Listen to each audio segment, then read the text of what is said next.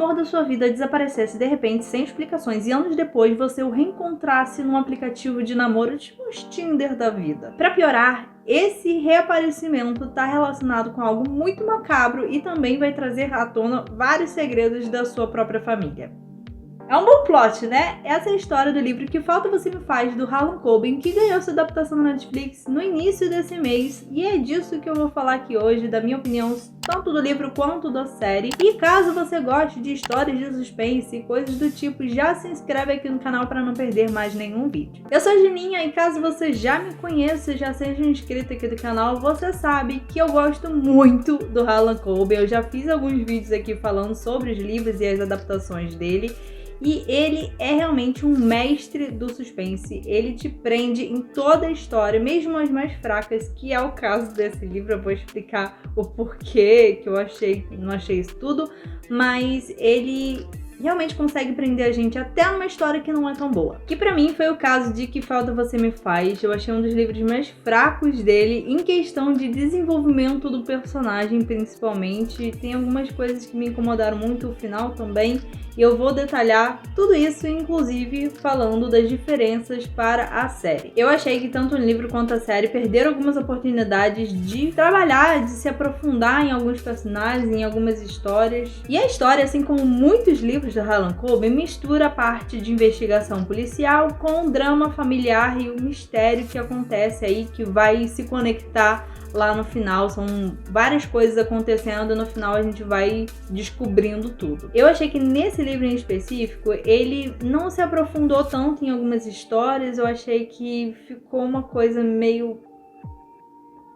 Não sem noção, mas tipo, faltou alguma coisa, sabe? E como eu quero comentar com mais detalhes algumas coisas, esse vídeo vai ter spoiler. Então se você não quer spoiler, se você não leu o livro, não viu a série, salva esse vídeo pra mais tarde, vai lá ver e depois você volta aqui pra comentar comigo, tá bom? Já te dei um breve resumo do que é a história, mas vamos relembrar aqui, né? A Cat Donovan é a nossa protagonista, ela é uma policial que tem dois grandes traumas na vida dela. Um deles é o assassinato do pai, que também era policial, e aconteceu há 18 anos, e aí a gente já tem a primeira diferença do livro pra série, que no livro são 18 anos, na série são 11. Não sei porque eles decidiram dar uma encurtada aí, talvez ficasse mais fácil pra fazer algo visual, não sei, mas tem essa diferença. E o outro grande trauma da Cat é o desaparecimento do noivo dela, que foi na mesma época ali, um pouco tempo depois da morte do pai dele, o noivo desapareceu sem explicações. E aí passam-se esses anos todos e a amiga da Cat vai inscrevê-la num site de relacionamento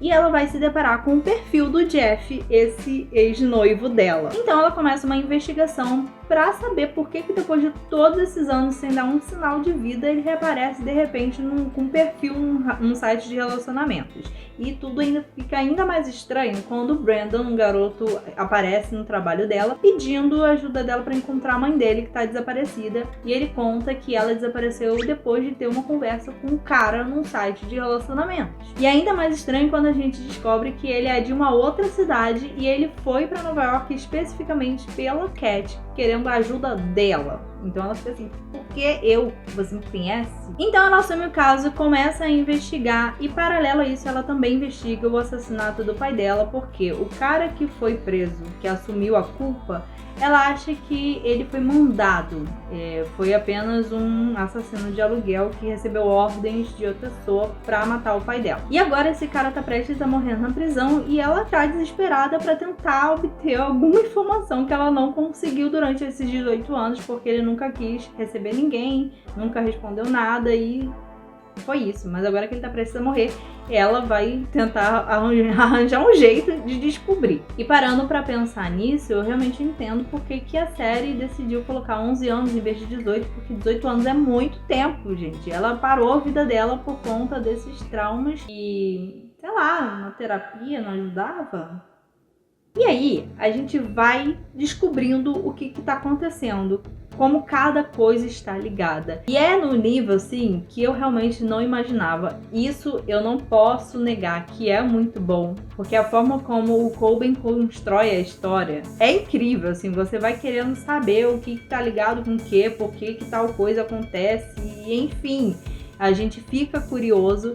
E quando a gente descobre que tudo não passa de um golpe de um cara que usa perfis falsos em sites de relacionamento para atrair vítimas em potencial, e o cara é muito metódico, é bizarro, assustador. E ele traz essa crítica, né, de sites de relacionamento, de tomar cuidado desse lado sombrio da internet. Eu gostei que as revelações, elas vão sendo mostradas aos poucos e, né, conectando ponto por ponto em questão do perfil do Jeff no aplicativo, de estar relacionado com essa quadrilha que extorquia e matava as pessoas, e a mãe do Brandon que tava falando com o perfil falso. E aí a gente descobre que, na verdade, o Jeff, ele não tá relacionado com esse caso de extorsão, mas sim com o caso do pai dela. Então é uma reviravolta aí que eu não esperava, é uma coisa muito confusa, que você para pra pensar na linha do tempo, aí você fica, meu Deus do céu. Eu também achei interessante o Coben criar aí uma gay trambiqueira, que é o pai da Cat.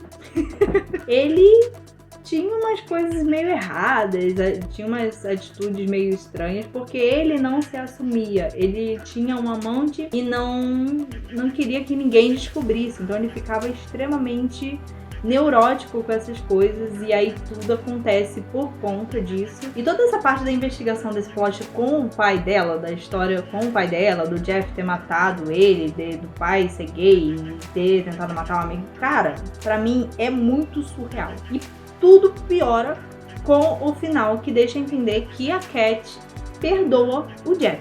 Porque uma coisa, eu achei ele extremamente covarde. Porque assim, uma coisa é ele ter contado. Cara, são 18 anos. Ele passou 18 anos desaparecido, mentindo pra ela.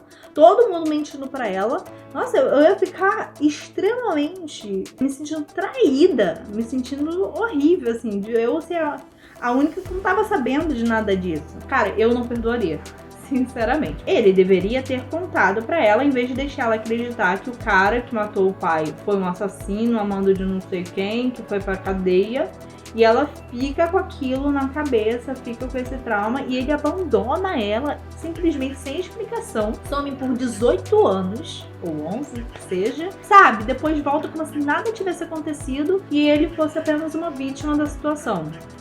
Me poupe, né? Porque ele poderia muito bem ter contado, olha, o seu pai tentou matar o meu amigo, e não precisava entrar em detalhes. Ela ia descobrir por conta própria, sei lá. Mas dessa questão do pai ter um amante, dele ser gay, de ter toda uma vida paralela. A questão é, o noivo dela, que era uma pessoa que ela deveria confiar, desapareceu, simplesmente confiou no parceiro lá do policial e inventou toda uma história. Desapareceu, deixando ela sozinha no pior momento da vida dela. Cara, pra mim, isso não tem perdão, não tem volta. Quando eles se reencontram, fica tipo, ai, ainda te amo, eu também te amo, não sei o quê. E o final é aquela cena ridícula da mãozinha se encontrando ali na cama.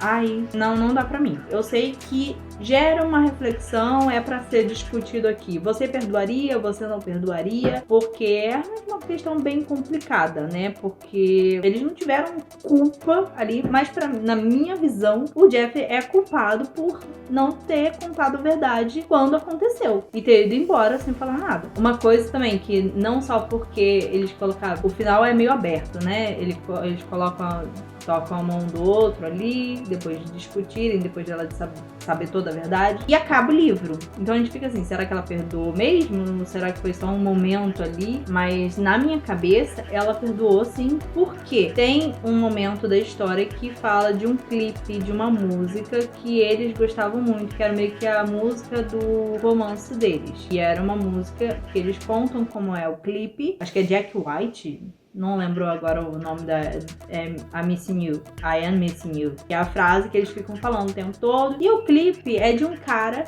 que terminou com alguém, e aí ele fica sofrendo, falando que não tava sentindo falta dela, fica mentindo pra si mesmo, para as outras pessoas, e aí ele tá nesse sofrimento, internalizando tudo. Aí ele fica em casa ouvindo uma música super alta, e a mulher que ele era apaixonado bate e ele não escuta, e ela vai embora. Então acredito que por ela ter falado que eu não quero ficar perdendo tempo, eu não quero ter que ficar presa em mim mesma de novo, eu acho que foi um indício que ela ia perdoar o Jeff e ia tentar esquecer todo o passado e viver uma nova vida, ignorando tudo o que aconteceu. E eu vou te falar que o povinho da se livra tudo muito bem evoluído, hein? Porque eu, no lugar de muita gente ali, teria atitudes completamente diferentes. Além desse negócio do perdão da Cat e do Jeff, tem a Marta, que é uma das últimas vítimas ali da quadrilha, e ela imobiliza a Dana quando ela quer encontrar o filho, né? O cara tá lá ameaçando o filho dela, e ela vai correndo pra tentar. Aí a Marta já saca tudo, super inteligente, e fala assim, não, se você for lá, ele vai te matar também, vai morrer vocês dois. E ela simplesmente, tipo, acabou de ser libertada de um covil e deu um mata-leão, um negócio ali pra impedir a Dana de ir procurar o filho dela. Gente, mas que evoluída, né? Pensou super rápido, imobilizou uma completa estranha, analisou a situação ali, ó. Tá de parabéns, viu? A pessoa fica dias sem comer. Tudo bem que ela deve ter chegado ali não tem tanto tempo, né? Mas não sei. Eu achei meio forçado. Tipo, alguém tem que pedir essa mulher de ver o filho dela, senão eles vão morrer. E eu sei que, tipo, beleza, se você tiver uma pessoa em perigo e tal, você vai ajudar mesmo que você não conheça. É natural, acho que o ser humano tem um bom coração, no mínimo, né? Vai ajudar pessoas. Mas naquele caso ali, eu achei ela muito à frente do tempo. Ela pensou muito rápido e tomou uma atitude impactante, assim, de imobilizar uma pessoa pra impedir ela de morrer, de ir atrás do filho. Como é que ela sabia que... Sei lá, eu achei muito uma mente de titânio ali. E a Dana que adotou o cachorro do bandido e ficou lá. Cara, eu juro, eu amo animais. Eu super entendo que o cachorro não tinha culpa de nada daquilo que estava acontecendo, ele só amou a pessoa errada, né, como ela diz ali. Mas, sei lá, foi um trauma muito grande e o cachorro vai ficar sempre trazendo essa memória, não sei, né, mas bem evoluída, como eu falei. A terapia de todo mundo em dia, exceto da Cat. E sabe uma coisa que durante a leitura não me surpreendeu? Foi o fato do Jeff ter matado o pai dela. Eu sei que é uma revelação bem impactante e tal, mas durante a história... Eu não sei se é porque eu já vi muita história de suspense, investigação policial, mas durante a história, assim, já tinha passado pela minha cabeça a possibilidade do Jeff ter matado, principalmente porque aconteceu ali na mesma época, né? Ele desapareceu justamente depois do pai dela ter morrido. Então, e depois aparece lá o perfil, eu até achei que ele estaria envolvido com essa coisa da quadrilha, mas não, e simplesmente roubaram ali a identidade dele. Mas a ideia de que o Jeff poderia ter matado por algum motivo, aí a motivação realmente foi surpreendente. Mas eu entendo o choque da personagem, né? Porque ela era noiva dele, achava que conhecia a pessoa e ele some depois de matar o pai dela, mesmo que tenha sido legítima defesa. É uma coisa realmente surpreendente. Agora, falando especificamente da série, ela consegue manter a essência do livro. Em alguns aspectos aí eu esperava até que eles mudassem algumas coisas, porque, como eu falei, acho um dos livros mais fracos do Coben. Gostaria que eles tivessem desenvolvido mais alguns personagens, e as mudanças que eles fizeram eu também não achei muito atrativa, né? Uma delas foi em relação aos parceiros da Cat, né? No livro a gente tem o Chess, que é um mulherengo, um cara que ela não suporta. E ele tem uma evolução ao longo da história e ela vai vendo que ele não é tão ruim quanto ela achava, porque ele é um bom policial, ele ajuda ela nos momentos aí mais complicados. Eu acho que poderiam ter trazido uma coisa mais interessante, porque inventaram dois parceiros. Na verdade, um é a mulher, que é a parceira dela, que se ela não estivesse na história, não faria diferença alguma. É sério. Pensa na história. Se você viu a série, pega a linha do tempo aí e tira a personagem da parceira dela, que eu nem lembro o nome. Completamente irrelevante. A única serventia dela foi para ser um parzinho romântico do carinha lá do TI, que esse seria o Chess. Ele ajuda ele ajuda mais a Cat do que a própria parceira dela. Então eu fico assim, gente... Não gostei. Esse personagem também super desinteressante, apesar dele ter um pouco mais de relevância pra história. Ai, completamente sem carisma. As atuações, no geral, eu achei bem medianas.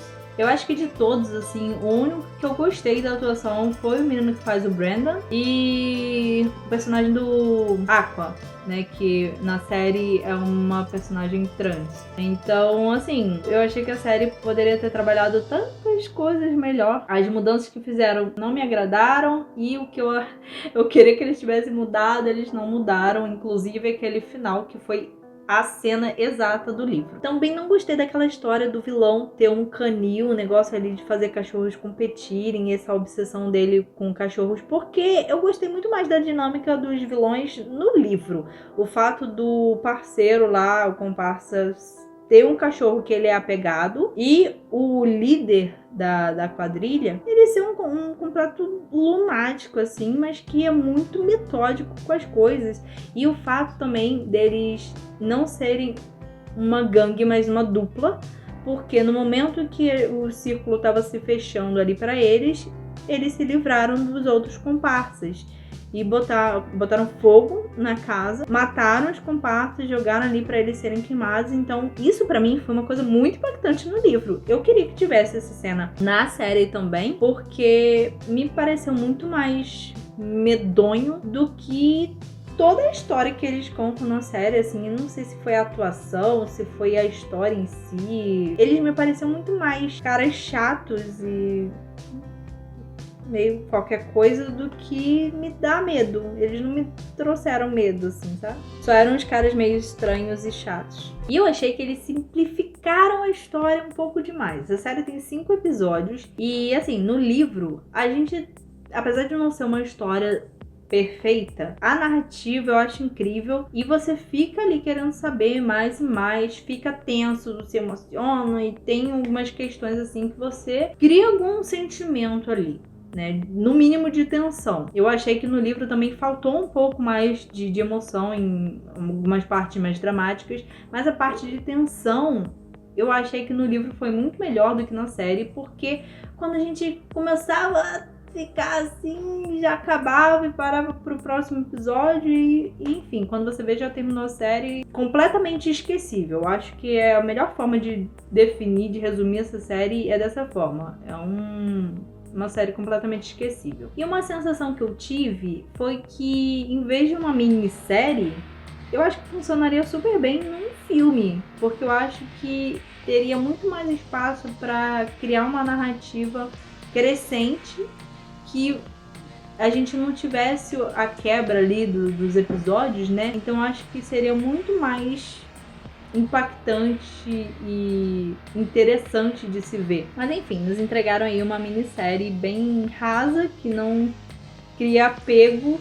E eu acho que realmente assim, tem a essência do livro. O livro já não é incrível, então a série acaba não fazendo jus quase aí, mas consegue ser pior do que o livro. Bom, Que Falta Você Me Faz traz muitas reflexões, apesar de tudo, né? Tem as críticas aí sobre o mau uso da internet, desses golpes que tem por aí, sobre segunda chance, perdão, relacionamentos de segredos. Eu acho que traz uma mensagem importante aqui de que a verdade pode doer, mas as mentiras também podem e podem criar uma confusão ainda maior. Então, às vezes, a verdade é a melhor opção. E eu acho que a mensagem principal e mais clara que tem é que as aparências enganam, nem tudo é o que parece e que cada escolha tem uma consequência. E não escolher também é uma escolha.